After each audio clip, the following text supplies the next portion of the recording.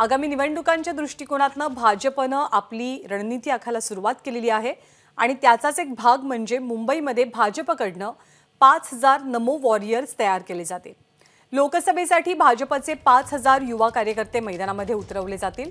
भाजप युवा मोर्चाच्या माध्यमातून नमो वॉरियर्स म्हणून त्यांची निवड होणार आहे। पहिल्या टप्प्यामध्ये 18 ते 21 या वयोगटातल्या मुलांना संधी दिली जाईल। प्रत्येक महाविद्यालयामध्ये एकूण 50 युवक आणि युवतींची निवड होणार आहे। युवा वॉरियर्सवरती पंतप्रधान नरेंद्र मोदींच्या कामांची माहिती मतदारांपर्यंत पोहोचवण्याची जबाबदारी असेल। लोकसभा निवडणुकांसाठी भाजपनं ही नवी आयडिया लढवल्याचं पाहायला मिळतंय। सुशांत सावंत सध्या आपल्या सोबत आहेत। सुशांत, नवमतदारापर्यंत पोहोचण्यासाठी किंवा यंग वोटर्स पर्यंत पोहोचण्यासाठी भाजपची नवी स्ट्रॅटेजी नेमकी काय आहे?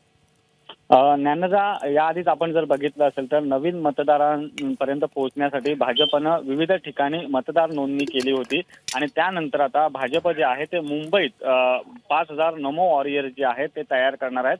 हे नमो वॉरियर्स जे आहेत ते मोदी सरकारनं म्हणजे गेल्या 10 वर्षात कशा पद्धतीने मोदी सरकारची कामगिरी राहिलेली आहे, ही कामगिरी चा लोकांना किती फायदा झाला याची माहिती जी आहे ते हे नमो वॉरियर्स जे आहेत ते सगळ्या लोकांपर्यंत पोहोचवणार। त्यामुळे कुठेतरी आगामी लोकसभा निवडणुकीच्या पार्श्वभूमीवर आता नमो ॲप वॉरियर्सच्या माध्यमातून तरुणांना कुठेतरी आता रस्त्यावर उतरण्याची तयारी भाजपकडून केली जाते। आणि जर आपल्याला जी माहिती मिळते त्यानुसार पहिल्या टप्प्यात 100 महाविद्यालयात 18 ते 21 वयोगटातील विद्यार्थ्यांना जी आहे ती संधी दिली जाणार आहे आणि प्रत्येक महाविद्यालयात 50 युवक आणि युवतींची यासाठी निवड होणार आहे।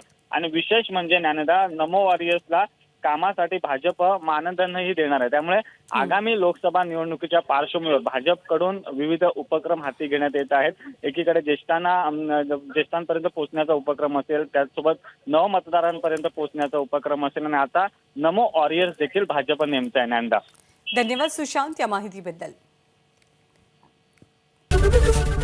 एबीपी माझा, उघडा डोळे बघा नीट।